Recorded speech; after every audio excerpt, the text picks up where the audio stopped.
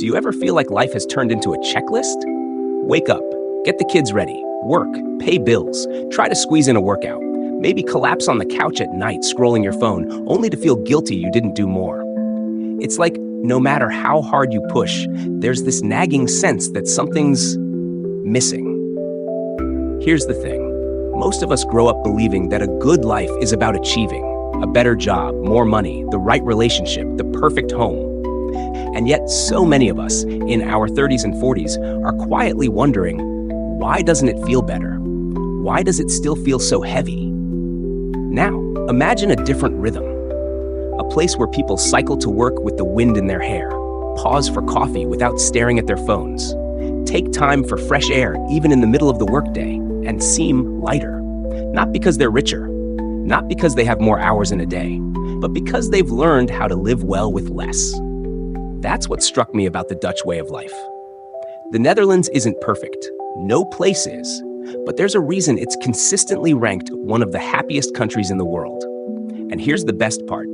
Many of their habits cost nothing. They're simple, human things you can try right now, wherever you are. In this video, we're going to explore some of these Dutch habits and how they can shift the way you experience your day-to-day life, your relationships, your stress, your sense of balance. Not as a checklist to make you feel guilty, but as small invitations to breathe a little easier in this season of life.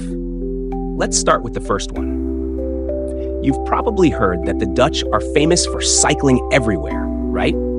But it's more than just a mode of transportation. Cycling for them is woven into daily life, and it creates a subtle kind of freedom.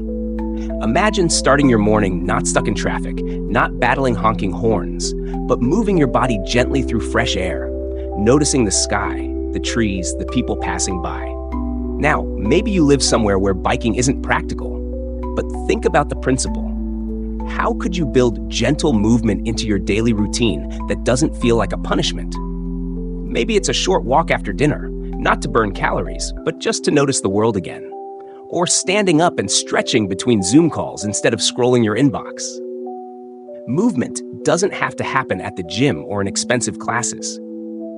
The Dutch remind us that moving your body is about living, not performing. Then there's this lovely Dutch word, gezellig. It's one of those words that doesn't translate perfectly into English, but it's about coziness, warmth, and connection. Think of sitting around a table with friends, candles flickering, soft music playing, sharing stories. That's gezellig. But here's the thing. Gezellig isn't reserved for special occasions. It's a mindset they bring into everyday life. You can make a weeknight dinner with your family gezellig by lighting a candle, putting the phones away, and simply being present. You can make your morning coffee gezellig by sitting near a window and letting yourself just be for 5 minutes instead of multitasking.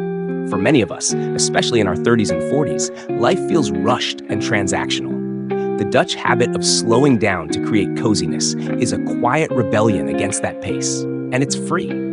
And speaking of slowing down, here's something else I noticed. The Dutch are masters at embracing simplicity. They don't overcomplicate their homes, their schedules, or their meals. You don't see them chasing more for the sake of more. Think about your own life right now. When was the last time you said no to something that didn't feel essential? We've been taught to fill every hour, every corner of our homes, every spot on the calendar. But what if you let yourself leave space? Maybe it's clearing out that kitchen drawer that makes you sigh every time you open it. Maybe it's saying no to a social event this weekend so you can rest. The Dutch show us that simplifying isn't about deprivation. It's about creating room to breathe. I know. It sounds idealistic. But these habits don't require you to uproot your life or move across the world. They're small shifts in perspective that remind you your worth isn't tied to how busy you are. And here's the most beautiful part. As you start experimenting with them, even in tiny ways, something changes. The noise quiets down. You find yourself noticing little joys you used to rush past. You reconnect, not just with others, but with yourself. This is where we pause and let the next part naturally pick up the flow, moving deeper into more habits and real-life applications. And maybe right now you're thinking, that all sounds lovely, but my life isn't in a place where I can slow down. I've got deadlines. kids to take care of, bills stacking up. I can't just light candles and breathe it all away. I hear you. That's exactly why these Dutch habits are so powerful, because they're designed for real, messy, busy life. They don't require you to quit your job or move to a farmhouse in the countryside. They're about bringing tiny moments of balance into whatever season you're in. Here's another thing the Dutch do that surprised me. They value the outdoors like it's essential, not optional. Rain or shine, young or old, you'll see people out walking, cycling, or sitting on benches watching the world go by. It's almost as if fresh air is their therapy. Think about your own routine. When was the last time you stepped outside, not to rush to the car, but just to feel the sun on your skin or the breeze on your face? We get so caught up in four walls, fluorescent lights, and screens that we forget how grounding it is to simply be in nature. Maybe you live in a city where green space is scarce. That's okay. Even 5 minutes on a balcony or at an open window can shift your energy. The Dutch remind us, nature doesn't care about your to-do list. It's always there, waiting for you to pause and let it in. And while we're talking about pausing, let's talk about something most of us have forgotten how to do: taking real breaks. In many Dutch workplaces, lunch isn't eaten at your desk while answering emails. It's a time to step away, sometimes with colleagues, sometimes alone, and actually enjoy your food. There's no gold medal for most productive lunch hour. In contrast, think about how often we, especially in our late 20s, 30s, and 40s, glorify busyness. How many times have you skipped lunch, powered through exhaustion, and told yourself, "I'll rest when this project is done"? The problem is, the project is never really done. There's always something else. What if you experimented with micro breaks the way the Dutch do? Even 10 minutes to make tea and look out the window, or a midday walk around the block. Not scrolling, not multitasking, just a real pause to reset your nervous system. Now, here's a habit I absolutely love, and it costs nothing. The Dutch are incredible at community-mindedness. You'll notice neighbors chatting outside their homes, people helping each other carry groceries, or parents gathering at playgrounds while their kids run free. It's this quiet acknowledgement that we're all in this life thing together. It's easy, especially as adults juggling work and family, to isolate ourselves. We wave to the neighbor, but never actually talk. We assume we don't have time for connection. But maybe it's as simple as striking up a conversation with someone at your kid's soccer game, offering to help a colleague who looks overwhelmed, or sending a quick message to check in on a friend you haven't seen in a while. The Dutch remind us, we're not meant to do life alone. And those small moments of connection, they add up. They can turn an ordinary day into one that feels a little warmer. Of course, we can't talk about Dutch habits without mentioning their relationship with stuff. The Netherlands has a strong culture of doe normaal, which roughly translates to just act normal.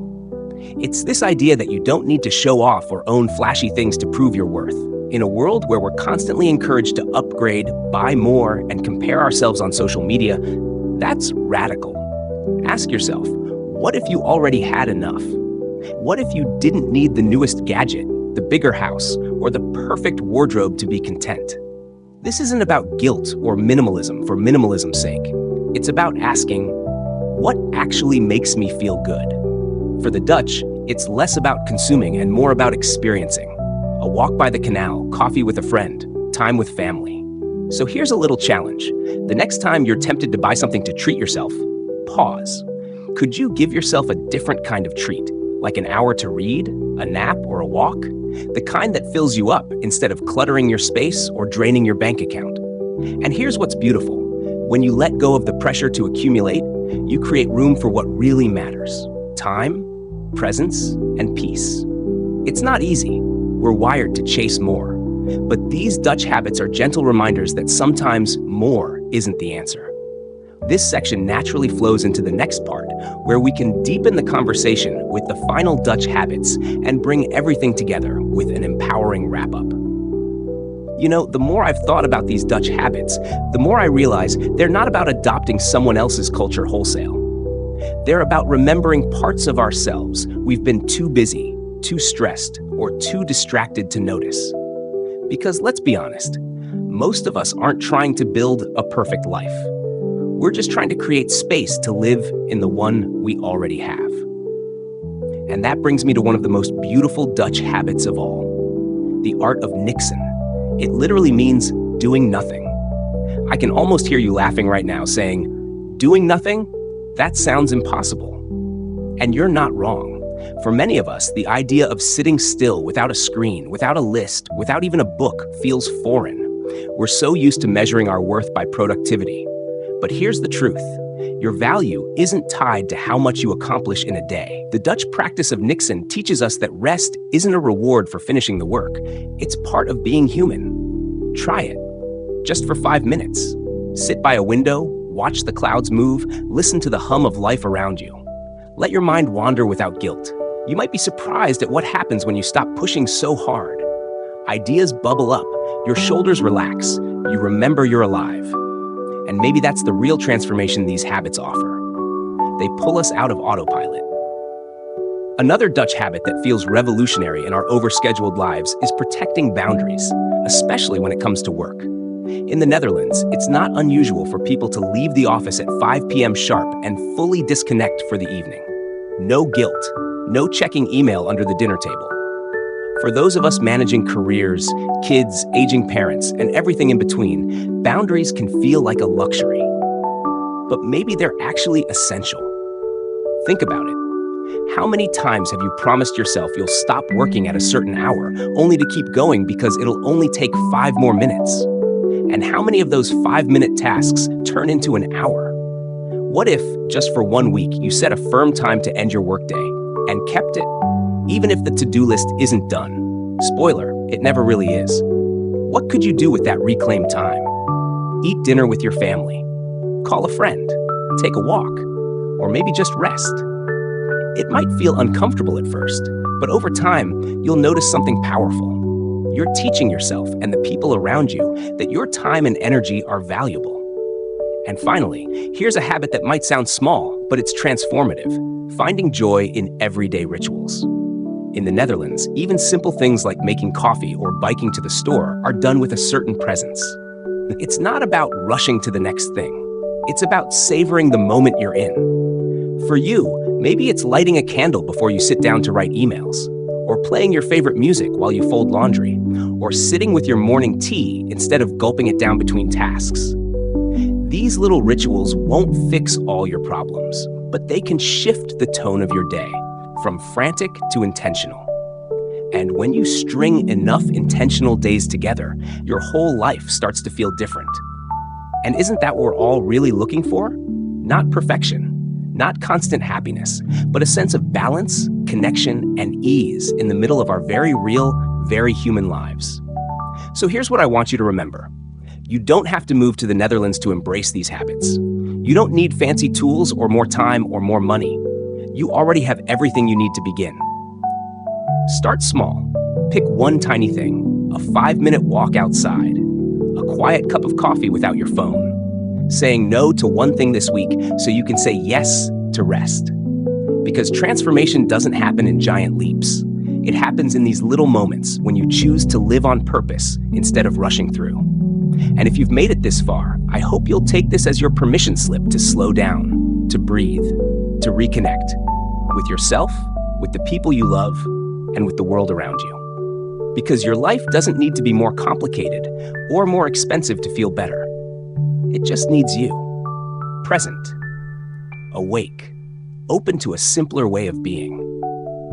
So tell me in the comments, which one of these Dutch habits feels like it could make a difference in your life right now? I'd love to hear what you're inspired to try. And if this video resonated with you, give it a like, share it with a friend who needs a little breathing room, and subscribe for more conversations about creating a life that feels like yours again. Your story isn't stuck. You're not behind. You're exactly where you need to be to begin. Take a deep breath. You've got this.